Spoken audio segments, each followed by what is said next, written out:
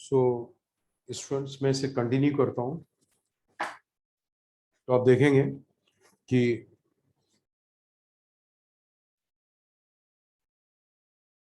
Look at this. तो ये conclude किया कि ये ब्लॉक इसके रिलेटिव रेस्ट पे होगा, है ना, और साथ में इसके ऊपर टीबी पीछे रहेगा, इसके ऊपर टीबी पीछे रहेगा और इसकी टेंडेंसी आगे आने की है, तो इसके रिलेटिव इसके ऊपर स्यूडो फोर्स पीछे की ओर रहेगा।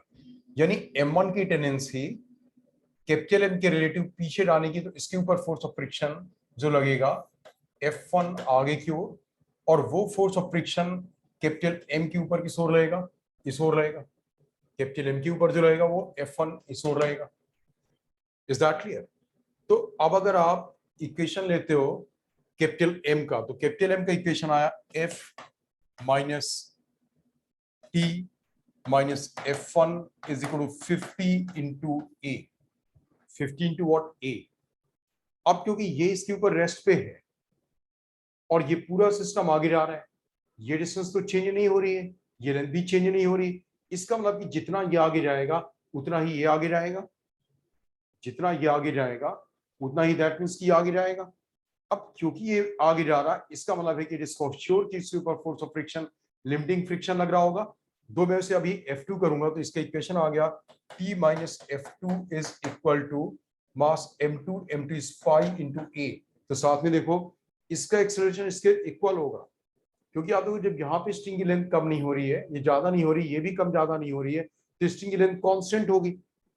तो दैट मींस व्हाट कि जब ये आगे जा रहा है तो दैट मींस की पुली भी आगे जा रही है और इसके बीच की स्ट्रिंग की लेंथ नहीं चेंज हो रही। दैट मींस कि जितने एक्सप्रेशन से आगे जाएगा उतनी एक्सप्रेशन से ये भी आगे जाएगा। अब जो इक्वेशन M1 के लिए हुआ, M1 का इक्वेशन हमने इसके रिलेटिव लिया, तो M1 के ऊपर पीछे की ओर लग रहा है T प्लस स्यूडो फोर्स। तो T plus pseudo force that is what M1 into A, क्योंकि इसका एक्सप्रेशन A लिया है, M1 into A, and that should be equal to what? It should be equal to F1। ये F1 की equal है, ये किसके इक्वल हुआ? F1 की इक्वल। अब हमारे यहाँ पे अननोन्स क्या हुए? और अननोन्स हो गए यहाँ पे बिकॉज कैपिटल F की वैल्यू देनी रखी है आपको। तो कैपिटल F अननोन है, T अननोन है और A अननोन है। M1 M2 और कैपिटल M सब कुछ ये नोन है। M1 की वैल्यू आप यहाँ पे डाल ही सकते हो सीधे। M1 is what? 20। M1 कितना है? 20 है। तो आपका अननोन हुआ capital F, T and A। F1 तो नोन है एक तरीके से, F2 इज कितना? 50 Newton. So F1 is what? 30 Newton. इससे आप कैलकुलेट कर लोगे। सो अगेन देखो बच्चों की लिमिटिंग फ्रिक्शन का कैलकुलेट करना, उसके थ्रू डेटा दे रखा है। अब होता क्या कि how do they change the questions, मतलब जब आप दे एडवांस के आती है, how do they change the questions. Question change करने में आप देखो उन्होंने F1 equal to F2 information दे करके एक यहाँ पे क्वेश्चन में थोड़ी सी इंटेलिजेंस इम्बाइब कर दी। इंटेलिजेंस इम्बाइब की कि अगर इसका फ्रिक्शन मैक्सिमम होता तो भी इसका फ्रिक्शन लिमिटिंग फ्रिक्शन से कम होता। इसका इट इज ऑफ श्योर कि ये इसके रिलेटिव मूव नहीं कर रहा है। अब ये इसके रिलेटिव मूव नहीं कर रहा है, क्लियर ना? ये इसके रिलेटिव मूव नहीं कर रहा। अब मान के आप ये सोचते कि ऐसा भी तो हो सकता है कि ये भी इसके रिलेटिव मूव ना करे और ये भी इसके रिलेटिव मूव ना करे। ये भी इसके रिलेटिव मूव नहीं कर रहा होता और ये भी इसके रिलेटिव मूव नहीं कर रहा होता, मतलब whole of the system is at rest. अब होल ऑफ द सिस्टम अगर मान के रेस्ट पे है, तो अगर इसमें चलने की टेंडेंसी नहीं होती तो इसके ऊपर स्यूडो फोर्स नहीं होता और टेंशन टी नहीं होता इसमें। अब अगर इसमें आगे चलने की टेंडेंसी नहीं होती तो इनके बीच का फ्रिक्शन होता ही नहीं। जब इसमें ही चलने की टेंडेंसी नहीं तो उसके ऊपर जो ब्लॉक रखा है इसमें टेंशन टी वगैरह होने का सवाल ही नहीं उठता है। आप समझ गए ना? तो दैट मींस व्हाट कि कुछ ऐसा होगा कि ये मूव नहीं कर रहा है, ये मूव कर रहा है, मतलब ये मूव इसके रिलेटिव नहीं कर रहा और ये डिस्टेंस फिक्स है, ये डिस्टेंस फिक्स है। तो दैट मींस व्हाट कि स्ट्रिंग ये लेंथ फिक्स होनी पड़ेगी, ये लेंथ कांस्टेंट होनी पड़ेगी। लेकिन क्योंकि ये चल रहा है तो दैट मींस कि इसका एक्सेलरेशन इसके एक्सेलरेशन के इक्वल होगा। तो जितनी डिस्टेंस ये ट्रेवल करेगा उतनी ही डिस्टेंस ये ट्रेवल करेगा, तो क्या होगा? ये रेस्ट पे आ जाएगा। समझ गया ना इसे? ठीक है। इसके बाद फिर एक और क्वेश्चन मैंने फ्रिक्शन का पिक किया था, बट बिकॉज मतलब टाइम टेबल अभी यहाँ पे कुछ ऐसा है कि वो स्लॉट, अच्छा वो टाइम टेबल शायद कुछ चेंज हुआ, तो मैं एटलीस्ट फ्रिक्शन का ये वाला क्वेश्चन कंप्लीट कर देता हूँ, ठीक है ना? इसके बाद फिर मैं अपना ये ओवर करूंगा, ठीक है ना? सो दैट कि फ्रिक्शन का जो मुझे कराना था, ये फ्रिक्शन वाला पार्ट क्या होगा इसका, लेट मी सी कि फ्रिक्शन का कोई और भी क्वेश्चन है। अच्छा, फ्रिक्शन में एक यही क्वेश्चन था और स्टूडेंट से क्वेश्चन आपकी बुकलेट में है, आप बुकलेट में देखना।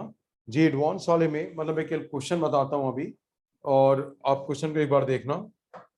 बुकलेट में है एक, ये इंक्लाइन वेज है जिसका एंगल 45 डिग्री, 45 डिग्री मतलब ये 90 डिग्री होगा। यहाँ पे एक पुली है, यहाँ एक ब्लॉक है ए और मास m, यहाँ पे एक ब्लॉक है ऑफ मास 2m और ये ब्लॉक है। अब इसमें हो गया कि जो the wedge is inclined 45 degree to the horizontal और वेज यहाँ पे फिक्स्ड है, दिस इज फिक्स्ड। तो बोला गया आपसे the coefficient of friction between block A and the wedge is 2/3। A और इसके बीच का म्यू है, mu is mu equals to 2/3 और between the block B and the wedge is 1/3। यहाँ पे जो म्यू है दिस इज 1/3, दिस ऑन 1/3। तो आपसे जो बोला गया वो है कि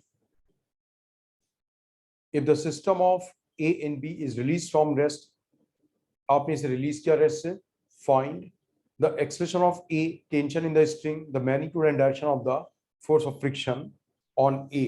मतलब आपको निकालना acceleration of A, tension in the string and force of friction, F friction on A and its direction।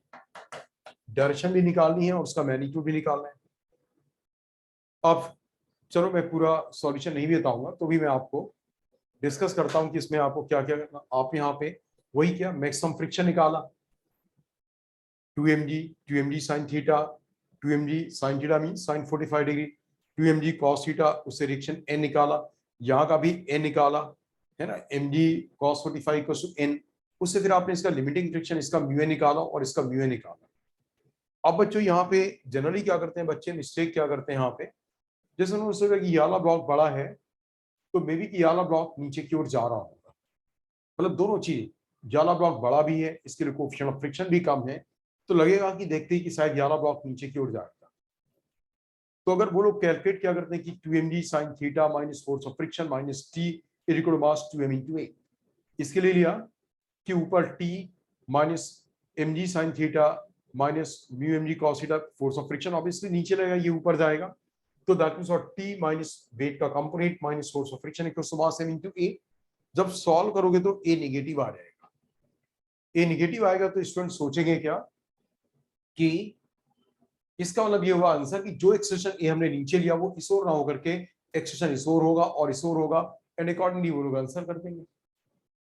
यहां पे अगर आप एक्सप्रेशन इस ओर ले लो, mg sin theta minus force of friction minus T को मास m into a, इसका t minus force of friction minus 2mg sin theta, फिर भी निकालोगे equal to mass m into a, तब भी एक्सप्रेशन नेगेटिव आएगा।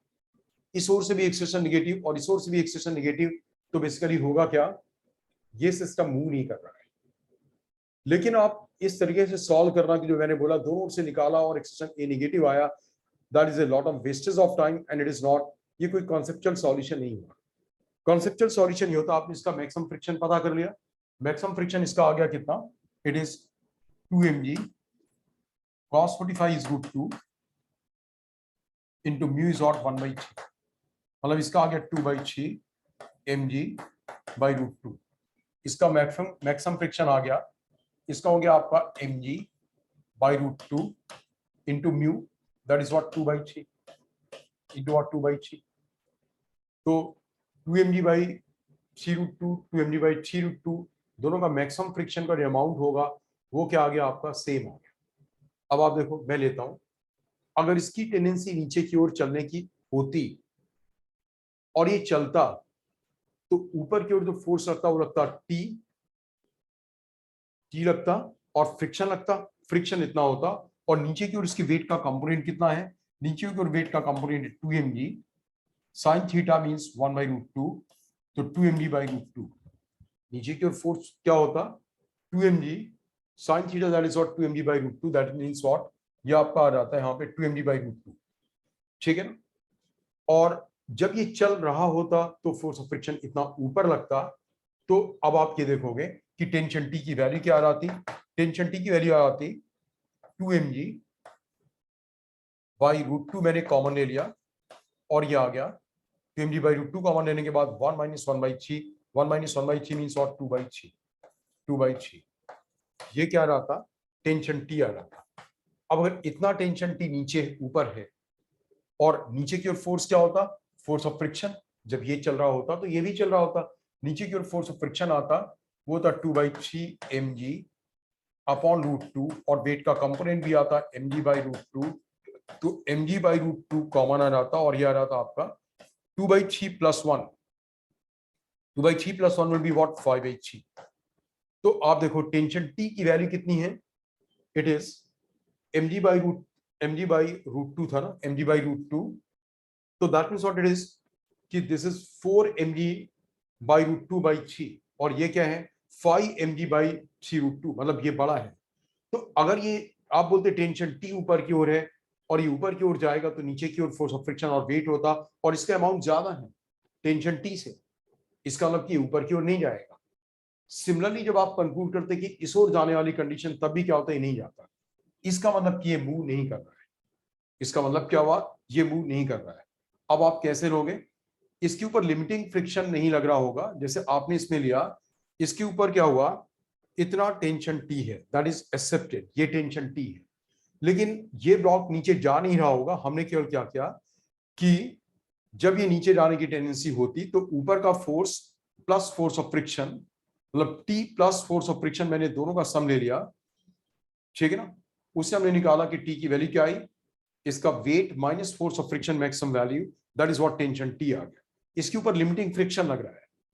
अब उससे टेंशन टी जो आया, हमने माना कि ये ऊपर जा नहीं रहा है, इसकी ऊपर जाने की टेंडेंसी है, क्यों, क्योंकि टी की वैल्यू, टी कितना है, इतना है, और नीचे वेट कितना है, वेट है mg बाई रूट 2, वेट तो केवल इतना है ना, तो वेट इसका नीचे की ओर का छोटा है और ये बड़ा है, चलने की टेंडेंसी ऊपर है, तो पूरा फोर्स ऑफ फ्रिक्शन नहीं लगेगा, लिमिटिंग फ्रिक्शन अलग करके F लगेगा, तो F plus mg by root 2 will be equal what T, क्या आ जाएगा टी, तो टी की वैल्यू ये आ गई, और इससे आप इसका फोर्स ऑफ फ्रिक्शन F ए का फोर्स ऑफ फ्रिक्शन निकालोगे, और फोर्स ऑफ फ्रिक्शन किस ओर आएगा, नीचे की ओर, क्योंकि इसकी चलने की टेंडेंसी किस ओर है, ऊपर की ओर, तो इसका पूरा ये सॉल्यूशन हो गया। बच्चों इसे समझ गए, मैं पार्ट, हाँ ठीक है। अब ये सेशन मैं यहाँ पे एंड कर रहा हूँ, तो नेक्स्ट टाइम जो मेरा सेशन हुआ that be about the work power energy in circular motion के बारे में वो सेशन होगा, ठीक है। ओके सर, ठीक है, थैंक यू सर।